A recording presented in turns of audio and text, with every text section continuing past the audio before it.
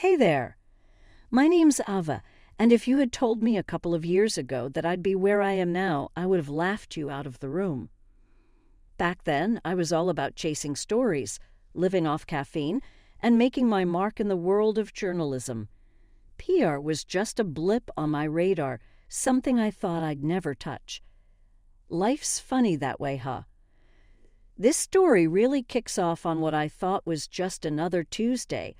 I was in this cozy little cafe downtown, glued to my phone, deep in conversation about a PR campaign that was giving me a headache. It was the kind of talk where, if you're not in the biz, it sounds like I'm speaking another language. Yeah, I get it, but if we pivot the narrative towards a more grassroots approach, we can totally bypass the traditional media gatekeepers.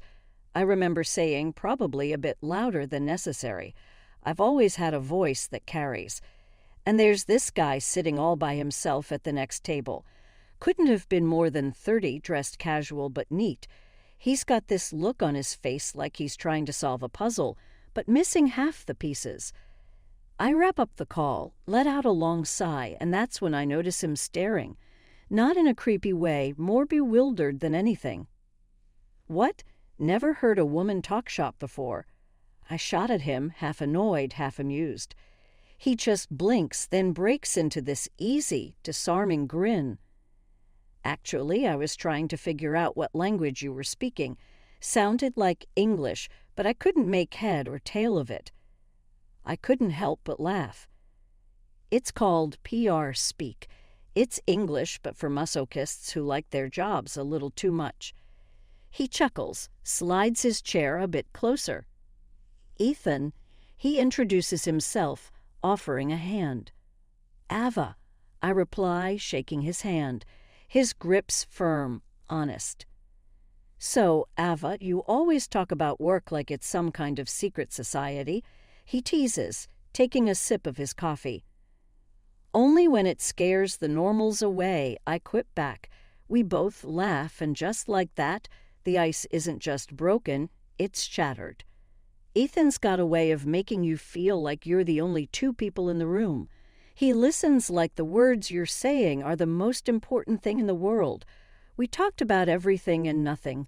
Work, music, the latest series binge. It was easy, comfortable.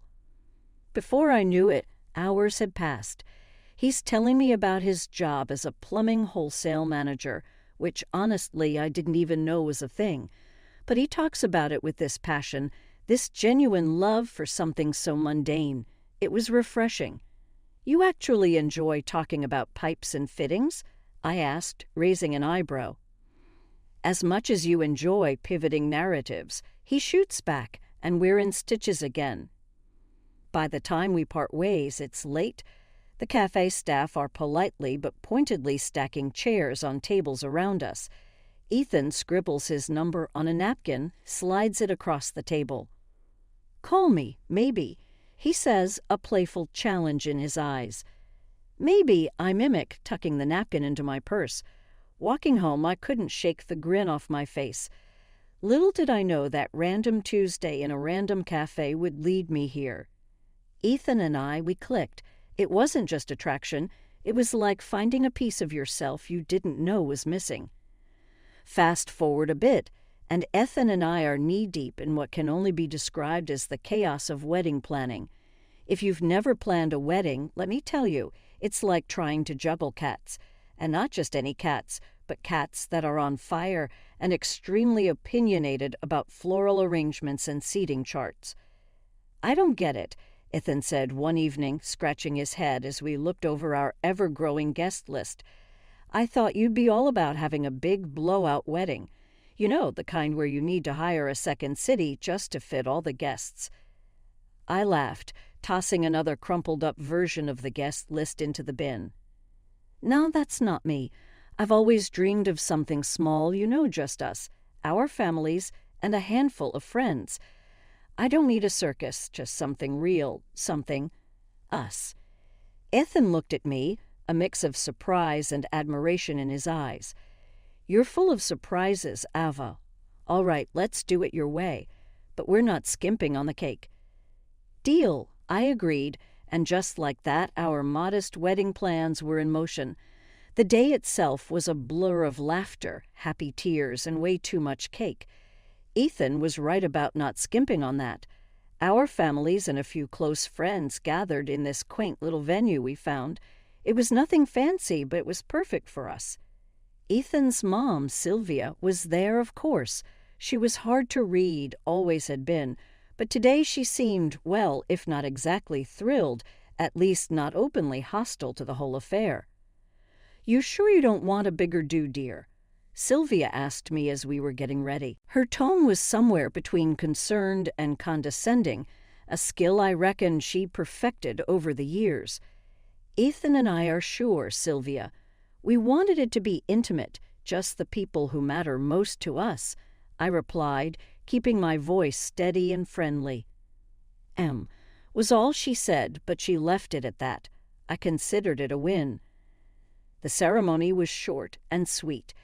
Ethan looked so handsome, I thought my heart might burst right out of my chest, and when he said his vows, promising to love and cherish me through all the craziness life might throw our way, I believed him. Not because they were fancy words, but because they were true, spoken from the heart. After the ceremony, during the reception, Ethan's uncle, a burly man who'd had a bit too much to drink, clapped a heavy hand on Ethan's shoulder and slurred, "You two, you're good together." Not like some of these fancy folks with their big weddings and even bigger divorces. Ethan grinned. "Thanks, Uncle Joe, we think so too." And then there was dancing. I'm not much of a dancer, more of a flailer, really, but with Ethan it didn't matter. We were clumsy and completely out of sync, but it was perfect because it was us. As the night wound down, Ethan pulled me close, his voice soft in my ear. "Best day of my life, Ava. I can't believe you're my wife." I rested my head on his shoulder, feeling the weight of the day start to lift. "Best day of mine too, Ethan. Here's to us and to doing things our way." After the wedding buzz settled down, Ethan and I got hit by a serious case of nest building. We were on the hunt for our perfect starter home, something cozy but with enough room to grow into. The weekends were spent scrolling through listings and hitting open houses. It was exciting, but damn, was it exhausting. One lazy Sunday afternoon, as we were knee-deep in house listings and mortgage calculators, Sylvia dropped by. She had this knack for popping up unannounced, like a sitcom neighbor without the laugh track. "What are you doing?" she asked, peering over our shoulders at the laptop screen. Her tone casual, the eyes sharp. "House hunting," Ethan replied, not looking up. "We're thinking of buying." Sylvia perked up at that. Her interests suddenly piqued. "Oh, buying. Are we moving up in the world?" I shot Ethan a look, trying to gauge his reaction. He just shrugged, the universal husband signal for, "Let's not make a scene." We showed her some of the places we were considering. She had an opinion on everything. The location, the layout, even the color of the freaking curtains in the photos. Then, out of the blue, she dropped the bomb. "Since you two are doing so well, maybe you could help me out with something. My living room could use a facelift, a new couch, maybe a TV stand." Ethan and I exchanged looks. This was new territory. What do you mean?" I asked, trying to keep the skepticism out of my voice. Sylvia waved a hand as if she was asking for something as simple as borrowing a cup of sugar. "Oh, just a little financial help. It's not like you can't afford it." Ethan coughed, a clear sign he was uncomfortable. "Mom, that's not really." But Sylvia cut him off. "Ethan, darling, I've given you everything. The least you could do is help your old mother out." The room got tense. I could see Ethan wrestling with himself. The guilt Sylvia was laying on thick. "Okay, Mom, we'll see what we can do," he finally said, deflating like a balloon. I was floored. Just like that, we were going to dip into our house fund for Sylvia's living room makeover. After Sylvia left with a smug little smile and a list of furniture stores, Ethan and I had it out. "Ethan, what the hell? Why'd you just roll over like that?" I was pacing, my hands slicing the air for emphasis. He was on the couch, head in hands. "Ava, it's my mom. What was I supposed to do? Say no?" "Yes, that's exactly what you were supposed to say," I shot back. "We've been saving for months, and now we're supposed to just hand it over for her living room." Ethan stood up, his frustration matching mine. I know, it's just, she's my mom. It's complicated." "Complicated doesn't even start to cover it, Ethan. We're talking about our future here, not just some new furniture for your mom." The argument went back and forth, a tennis match of frustration and guilt. It was like a merry-go-round of frustration. We finally agreed that Ethan went too far by giving Sylvia access to our shared account, a decision we both regretted pretty quickly. But agreeing doesn't fix the feeling that our plans just took a major hit. That night, as we lay in bed, the air still thick between us, Ethan whispered, "I'm sorry, Ava. We'll figure this out together." "Yeah," I whispered back, not convinced but wanting to believe. "Together." After the whole living room saga, you'd think we'd get a breather, but nope, life had more in store for us, especially with Sylvia. This time, the battlefield was social media. Yeah, that's right. Facebook, Instagram, you name it. Sylvia suddenly became tech-savvy and found a new way to stir the pot. One evening, I'm scrolling through my feed, and I see a notification pop up. Sylvia commented on one of my posts. A picture from a work event, me in front of this big crowd, mic in hand, doing my PR thing. Her comment, "Must be nice to travel and eat out all the time while some of us can barely afford a coffee." I stared at the screen, my blood boiling. "Ethan," I yelled, not caring that it was past 11:00 p.m. and he was probably dozing off. He came running, phone in hand, a look of "what now?" plastered on his face. "Look at this." I shoved my phone in his face, pointing at Sylvia's comment. He squinted, read, and then let out a long sigh. "Mom's at it again, huh?" "At it again. She's practically painting me as some sort of millionaire while she plays the poor, neglected mother. It's embarrassing, Ethan." I was pacing now, every word punctuated with a stab of my finger in the air, as if I could physically grab my frustration and fling it out the window. Ethan grabbed my shoulders, forcing me to look at him. "Ava, let's just talk to her, okay? Maybe she doesn't realize." "Doesn't realize?" I snorted, pulling away. "She knows exactly what she's doing. This is about that damn living room. In Hawaii." "I'll call her in the morning," Ethan promised, but we both knew it was a Band-Aid on a bullet wound. The next day, true to his word, Ethan called Sylvia. I only caught his side of the conversation, but it was enough to paint a pretty clear picture. "Mom, you can't post stuff like that." "Yes, I get you're joking, but no, Mom, it looks bad." Ava's upset. "Well, maybe think before you post." It went on like that for a good 20 minutes, Ethan, ever the peacemaker, trying to reason with an immovable object. When he finally hung up, he looked like he'd gone 10 rounds with a heavyweight. "She'll think about it," he said, but we both knew think about it meant find a new angle to cause drama. And she did. Her next move. Comments turned into direct messages asking for this and that, hinting about how nice Hawaii looked this time of year. It was like dealing with a social media mob boss. Finally, I had enough. "Ethan, this has to stop. It's either your mom or me at this point." We were in the kitchen, a half-eaten pizza between us, the epitome of domestic bliss if it weren't for the looming mother-in-law-shaped cloud over our heads. Ethan, ever the diplomat, sighed. "Okay, I'll sort it for real this time." But here's the kicker. Despite our grand plans of cutting off Sylvia's financial lifeline and blocking her online, we caved. Yeah, you heard me. We paid for Sylvia's damn trip to Hawaii. Why? Maybe it was guilt. Maybe it was exhaustion, or maybe we just wanted a moment's peace. Whatever it was, it worked. Sylvia was over the moon, spending weeks packing and shopping for her tropical getaway as if she was fleeing the country. New clothes, new luggage, you name it. Ethan and I, we just went back to our lives.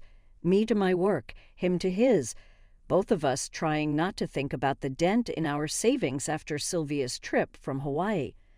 It felt like she had developed a taste for luxury, or at least our money. It was like a switch had flipped. The ask started small, then got bigger and bolder. Ethan and I were her personal ATM, and she wasn't shy about making withdrawals. "Ethan, your mom's at it again," I grumbled one evening after dinner, waving my phone at him with the latest message from Sylvia, a thinly veiled request for a small loan for some new luxury she'd taken a fancy to. Ethan, bless him, looked like a man on the edge. "I know, Eva. I'll handle it," he sighed, scrubbing a hand down his face. "Handle it how, Ethan?" "By saying, 'Please stop, Mom,' because that's working out great so far," I snapped, frustration getting the better of me. He didn't respond right away, just stared at the table, jaw working. Finally, he looked up. "I'll talk to her. Seriously this time. No more Mr. Nice Guy." And he did talk to her, or at least he tried. But Sylvia, she turned on the waterworks, painting herself as the victim, saying we didn't appreciate all she'd done for us. "I'll show you," she'd hissed through tears when Ethan stood his ground. At the time, we didn't know what she meant. We should have paid more attention. Fed up, I blocked her on every social platform I could. Out of sight, out of mind, I thought foolishly. If only it were that simple. The day she showed up at our house flaunting those car keys was like a scene from some twisted game show. "Look what I got." Sylvia beamed, as if she'd won an award rather than raided our savings. Ethan and I exchanged a look of horror. "Mom, how? Where did you get the money for this?" Ethan's voice was a mix of disbelief and dawning realization. Sylvia didn't even have the decency to pretend. "Oh, Ethan gave me access to your savings. Needed a new ride," she said, as casual as if she was talking about borrowing a cup of sugar. "Our house fund. You used our house fund." My voice was barely a whisper, shock freezing the anger into a solid lump in my chest. Ethan's face went from pale to harsh. We both knew what this meant, but seeing the numbers confirmed on our online banking was a gut punch. $260,000 gone just like that. Our dreams, our future, reduced to a pittance of $155,000. The fallout was nuclear. Ethan was in shock, repeating, "I didn't think she'd actually do it," like a mantra. Me, I went from furious to outright livid. She played us, Ethan. Played us like a cheap fiddle. "We have to do something," Ethan said, the fight finally sparking in him. This is theft." "Yeah, and it's war," I added, my mind racing through our options. Legal action, cutting ties, confronting Sylvia. It was all on the table now. Ethan nodded, determination replacing the shock. "We'll get it back, Eva. Every penny." When the truth came out that Sylvia had plundered our savings, Ethan was beyond furious. He was incandescent with rage. "Mom, how could you? You've just steamrolled over every line of decency. Your greed is. It's indescribable." His words were like bullets aimed straight at her heartlessness. But Sylvia, she just cackled, that awful sound that made my skin crawl. "Oh, Ethan, please. AA's raking it in. You'll fill that house fund up again in no time," she said, dismissing our financial ruin like it was a minor inconvenience. That was the final straw for Ethan. "Out, now, and I'm suing you," he declared, his voice cold enough to freeze hell over. Her laughter at that moment was bitter, filled with scorn. "You wouldn't dare." "I'm your mother," she retorted, as if that bond gave her immunity. But Ethan was done playing her games. The second she was out the door, he was on the phone, securing our accounts and pulling together all the paperwork for a lawsuit. Sylvia might have thought it was all a bluff, but the fire in Ethan's eyes said otherwise. When the reality of the lawsuit hit her, Sylvia's reaction was volcanic. She bombarded Ethan's phone with calls, hurling accusations and insults, trying to guilt-trip him into backing down. But Ethan stood firm, cutting off all communication with her. The courtroom drama that unfolded was like something out of a bad TV show. It dragged our family drama into the glaring light of public scrutiny. But Ethan, he held his ground, presenting evidence with unflinching resolve. When the judge finally made their ruling, it was like a weight was lifted off our shoulders. Sylvia was ordered to repay every single penny she had taken, starting with the flashy car she had bought to flaunt her theft. The fallout for Sylvia was swift and severe. She had to sell off everything, every luxury item she'd bought with our money to pay us back. It was more than just a financial reckoning. It was a stark lesson in respect and boundaries. She had crossed a line, and now she was paying the price. For Ethan and me, it was a slow process of picking up the pieces. Watching our account slowly recover was a bittersweet victory.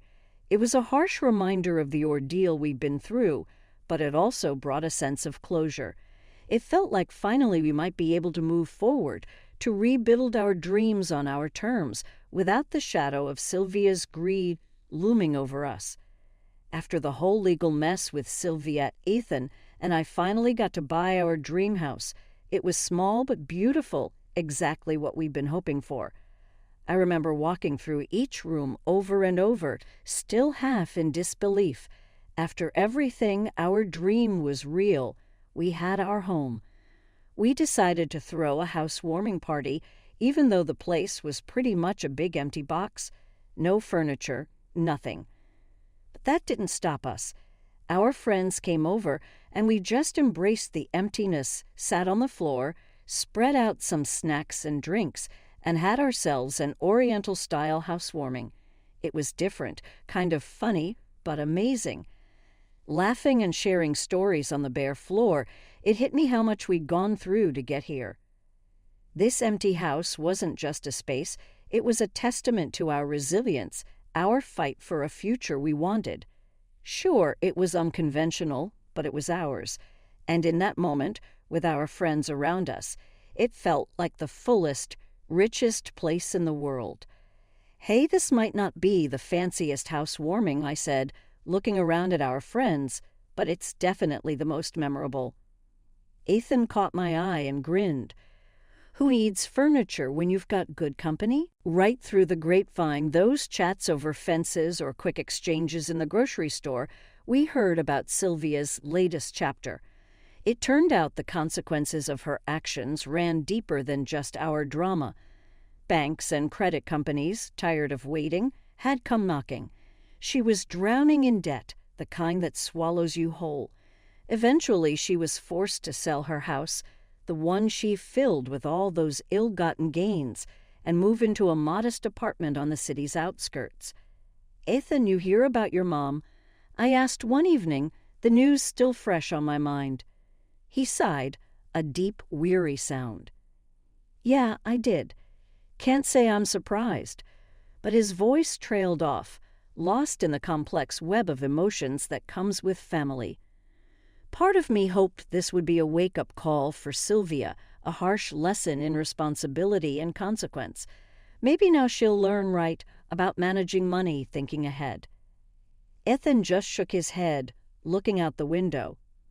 "I hope so, I really do. But people don't change overnight. In our little home, life bloomed in unexpected ways. Our biggest news wasn't about Sylvia or the past. It was about the future. I was pregnant. The realization hit us with a mix of joy, awe, and a tiny bit of fear. We were going to be parents. I'm reading everything I can get my hands on. I told Ethan, my nightstand a testament to my newfound obsession with parenting books. But you know what the most important thing I want to teach our kid isn't in these books. He looked curious. Oh yeah, what's that? Thrift, and not just saving money, but understanding its value, respecting it. I was determined our child would learn from our past, from Sylvia's mistakes and our own. Ethan wrapped an arm around me, his smile warm. I think that's perfect. We'll teach them about hard work, saving, and spending wisely. They'll grow up knowing how to manage their money. Unlike he didn't need to finish. We both knew who he meant. Our little house, once a dream delayed by betrayal and greed, was now a home filled with love and soon the laughter of our child. It was a fresh start, a promise that we do better, be better. And as for Sylvia, we both hoped that this might be the beginning of her own new chapter, one where she found her way out of the financial chaos she'd created. Life in our new home was good. It was real, and every day it reminded us of where we'd been and where we were determined to go. Not just for us, but